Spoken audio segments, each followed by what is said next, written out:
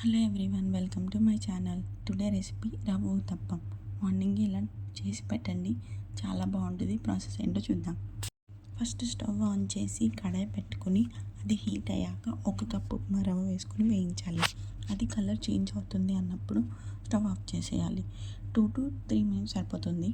తర్వాత ఒక గిన్నె తీసుకొని మనం దేనితో అయితే రవ్వ తీసుకున్నామో దానికి 1/2 కప్ కర్డ్ వేసుకోవాలి. దానిలో కొంచెం వంట సోడా, సాల్ట్, ఒక 2 స్పూన్స్ బియ్యం పిండి, ఆ క్లిప్ మిక్స్ అయింది వేసుకుని బాగా మిక్స్ చేసుకోవాలి. తర్వాత వేయించిన రవ్వ వేసుకుని మళ్ళీ ఒకసారి మిక్స్ చేసుకున్న తర్వాత ఒక 10 to 15 మినిట్స్ నానబెట్టాలి.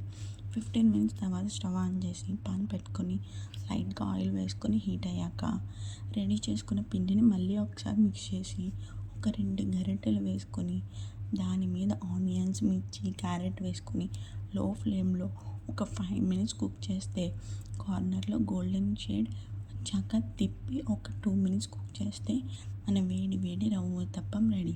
దీనిలో కొబ్బరి చట్నీ, టమాటో చట్నీ ఏదైనా బాగుంటుంది. ట్రై చేసి కమెంట్ చేయండి. Please like, share and subscribe for Madhavi Lathasri blogs.